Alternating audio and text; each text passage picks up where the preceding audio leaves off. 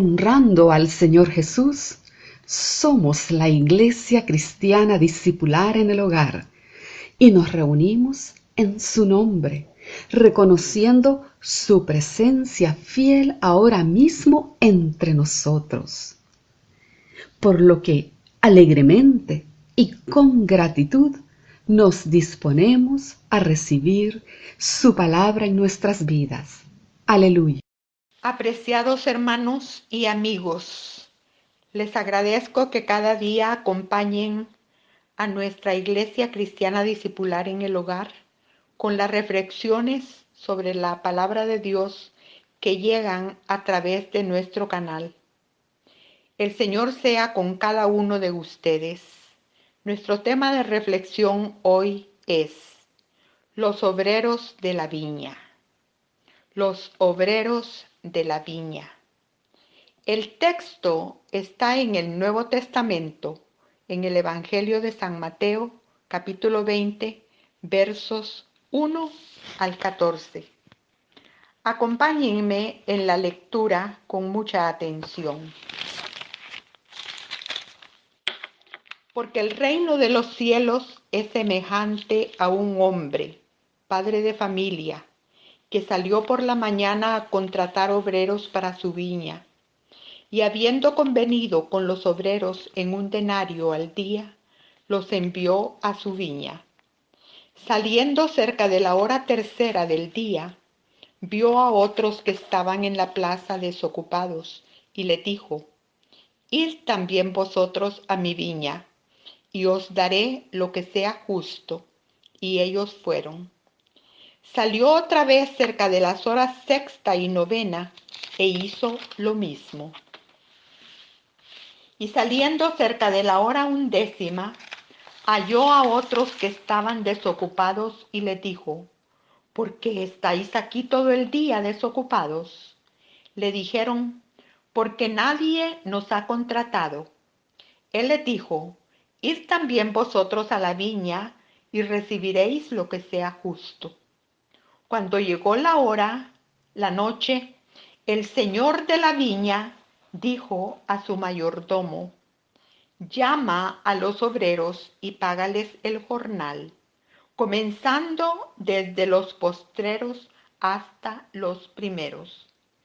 Y al venir los que habían ido cerca de la hora 11, recibieron cada uno 1 denario. Al venir también los primeros, pensaron que habían de recibir más, pero también ellos recibieron cada uno 1 denario. Y al recibirlo, murmuraban contra el padre de familia, diciendo: estos postreros han trabajado 1 sola hora, y los has hecho iguales a nosotros, que hemos soportado la carga y el calor del día. Él respondiendo dijo a uno de ellos: amigo, no te hago agravio. ¿No conviniste conmigo en 1 denario? Toma lo que es tuyo y vete. Pero quiero dar a este postrero como a ti. Amén. Los obreros de la viña. En una cosa nos diferenciamos los hombres de hoy de aquellos que oyeron esta parábola directamente de los labios de Jesús. Que Dios tiene una viña no era para ellos nada nuevo, ni que hubiera la necesidad de decírselo y de explicárselo. Ya habían hablado de ello los profetas. No tenía que ser Jesús el primero en decírselo. Del esmero con que Dios la cuidó, ya había hablado Isaías. La cavó, la despedregó, la rodeó con un cerco, excavó en ella un lagar. Y al igual que cualquier hombre, Dios tuvo su alegría en su jardín. Isaías la llama la plantación de su deleite. Tanto el profeta como Jesús hablan de ella con un realismo despreocupado, tan libre y directamente como solamente se puede hablar de algo sobre lo que no hay nada que discutir, sobre lo que se está de acuerdo. Pero para nosotros, los oyentes actuales, no podemos pasar tan rápido por el sencillo presupuesto de esta parábola. Veamos algunos puntos. A. La contratación de los obreros. La contratación de los obreros. ¿Acaso no le pertenece a Dios el mundo entero? El salmista dice que del Señor es la tierra, el círculo terrestre y lo que vive en él. Sí, esto es verdad. Pero Dios tiene aquí en la tierra algo especial, algo que Él ha cercado con un seto, con un vallado y que hay que cuidar. Algo que crece y madura y sobre lo que pasan tranquilas las horas de los días y las noches. Algo que muy bien podría compararse con una viña cuidadosamente situada en las peladas montañas de Judea. Pues antes de la vendimia, sigue diciendo Isaías, cuando ya haya florecido y las uvas maduren, entonces le podará los sarmientos. Así trabaja Dios. Así poda en su viña, como el mejor viñador humano lo haya hecho en la suya. Nos suena un poco atrevido el modo como se habla aquí del esfuerzo que esta viña le cuesta a Dios. Es como si dijera, me has dado trabajo con tus pecados. Pero también Jesús habla del trabajo con mucho realismo. Habla del peso del día y el calor. De todos modos, en este caso, son hombres los que tienen que esforzarse. Son jornaleros.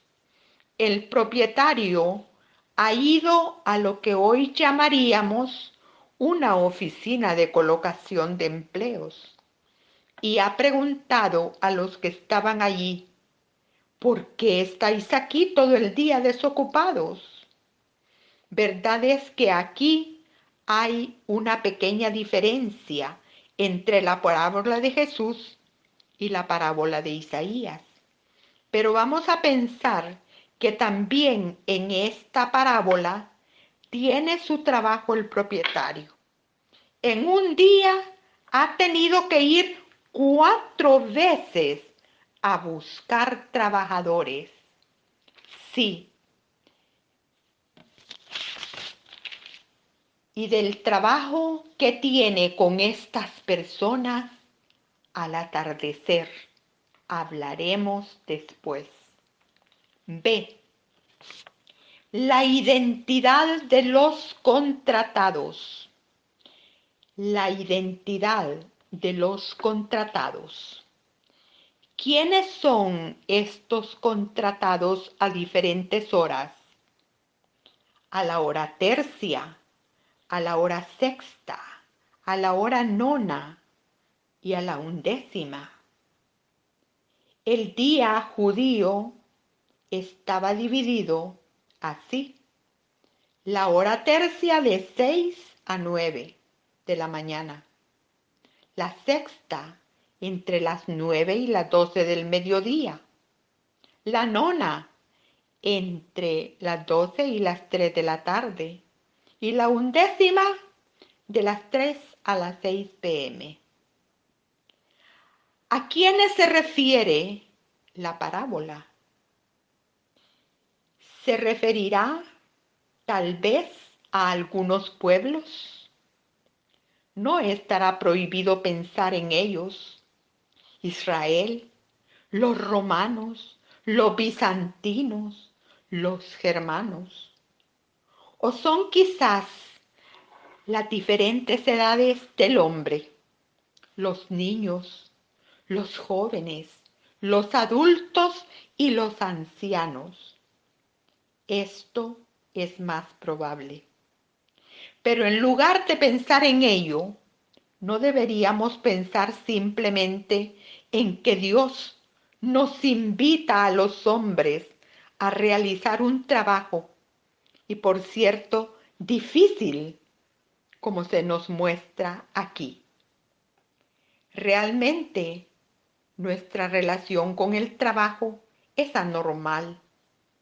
Por una parte, vemos a pueblos enteros que se han sometido al trabajo como a una divinidad despótica, su vida entera en un ir vertiginoso alrededor del trabajo, igual que si fuera un ídolo. Por otro lado, existen millones de hombres que gimen hoy bajo un trabajo hacia el cual no sienten la menor inclinación y que por eso lo odian. Sí, querido hermano y amigo, quizás el trabajo auténtico, aquel que merece este nombre, esté únicamente en la viña del Señor. Y todo lo que hay a su derecha y a su izquierda, idolatría y odio, es solo una desfiguración.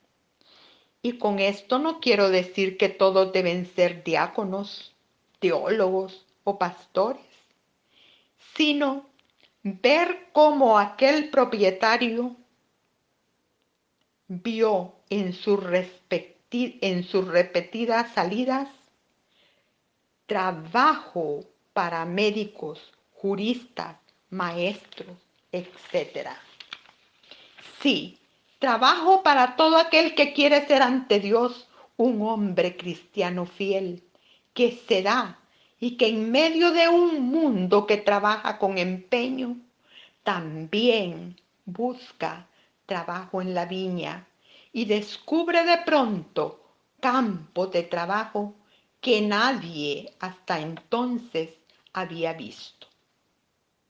Sé el atardecer del día y el pago del jornal. El atardecer del día y el pago del jornal. En este punto sucede algo que aún para los que escucharon a Jesús fue sorprendente. El momento cuando el propietario, al ponerse a pagar, dio a los que habían trabajado solo un rato el mismo jornal que a los que habían aguantado el peso del día y el calor. Y el versículo 11 dice que estos murmuraban contra el propietario, porque el propietario había transgredido, según ellos, la ley de la equidad. D. Lo que Dios quiere enseñarnos. Lo que Dios quiere enseñarnos. Dios quiere mostrarnos que Él no nos juzga de la misma manera que nosotros nos juzgamos mutuamente. En la sucesión de discursos en el libro de Job, hay un gran momento cuando Job se da cuenta que Dios no está ligado a las medidas humanas. No podemos medir a Dios de acuerdo con nuestra opinión y buen parecer. Él, en su infinita libertad y soberanía, se establece su propio derecho. Aquí lo hemos visto con claridad poderosa. Dios no está atado a nuestros juicios. Él se pone libremente su derecho. Pero hay algo más que no entendemos en absoluto, que esto que pasó aquí suceda también para nuestra salvación.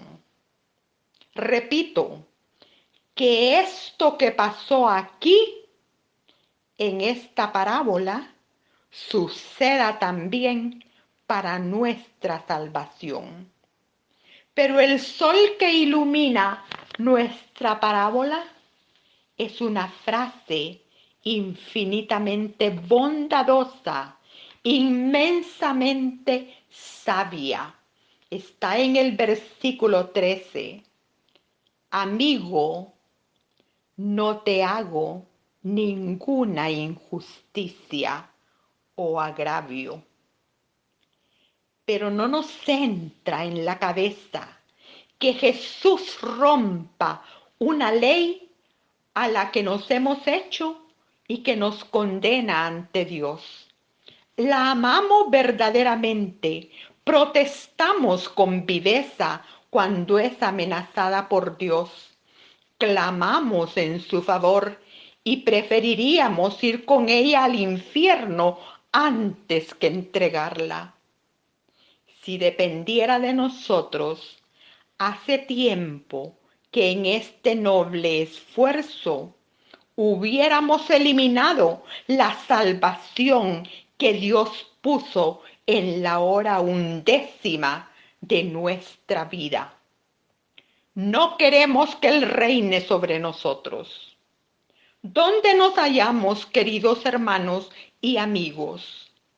Pues nos hallamos al principio de la pasión, no muy lejos de aquel infernal grito: crucifícalo, crucifícalo. La mano que se alzó en la murmuración de los jornaleros se convierte en el puño apretado. Es la misma mano que clavó a Jesús en la cruz del Calvario.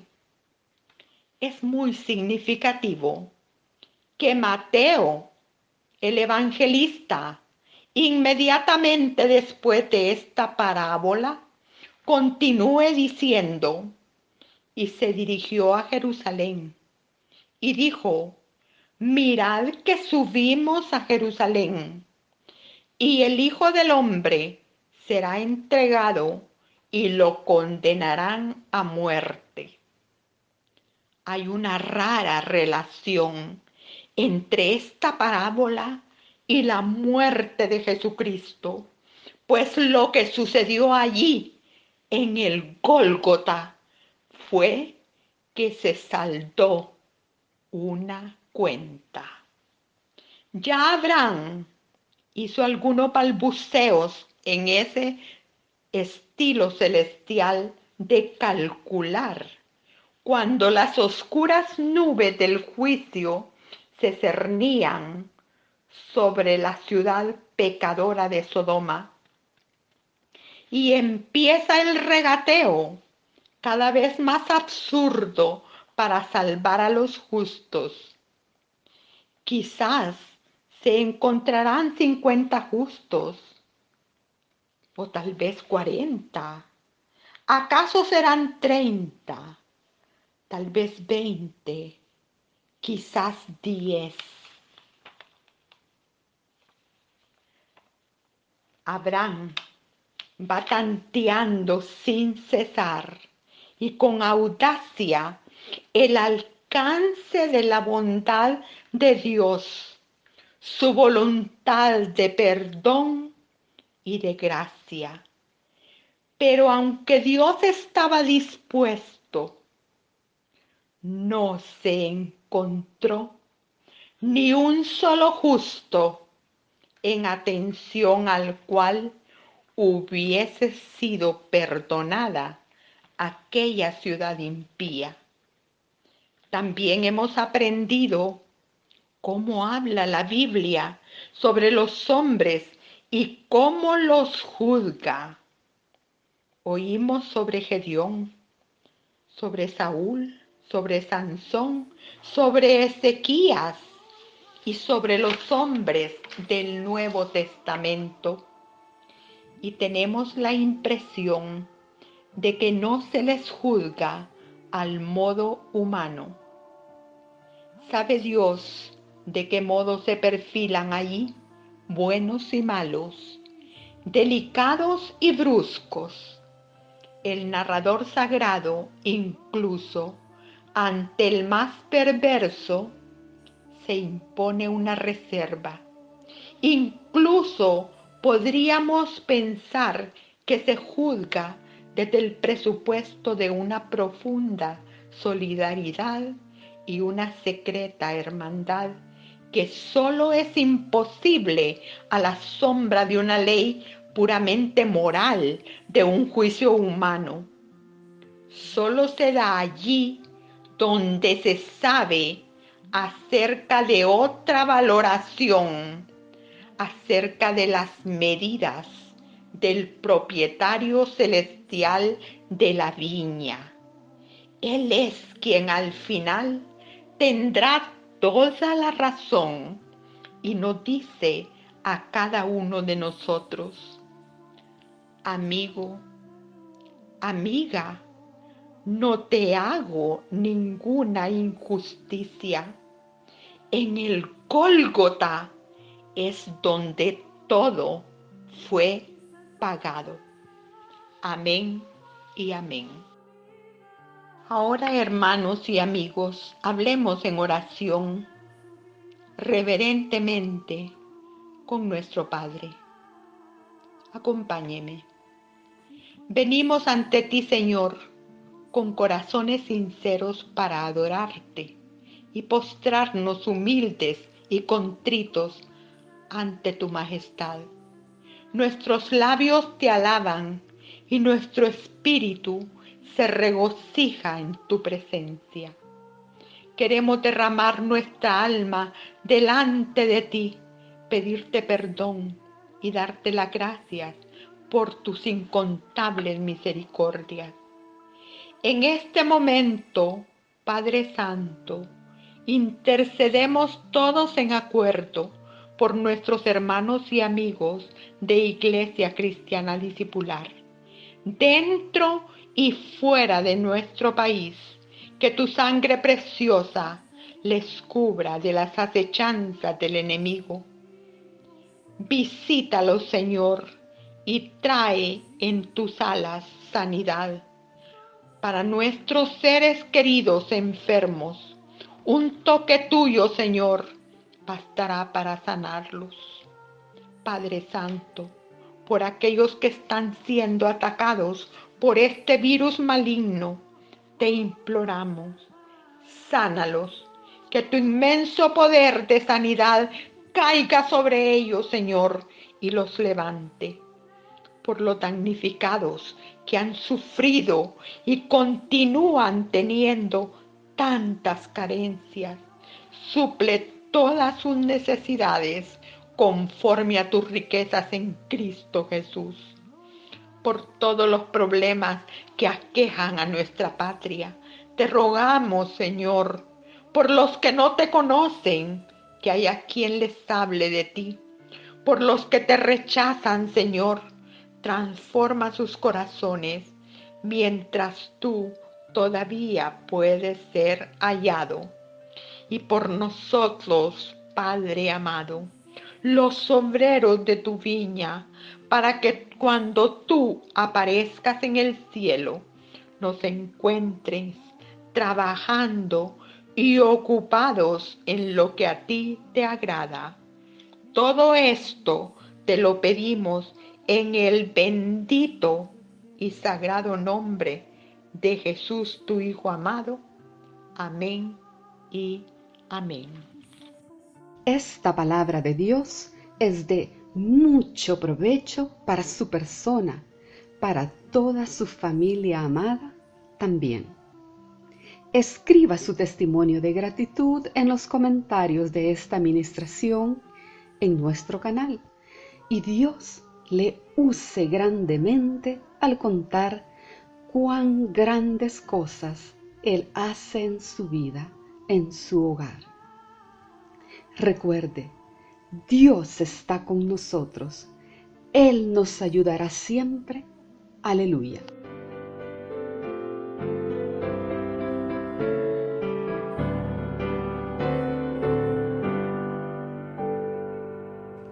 Yo quiero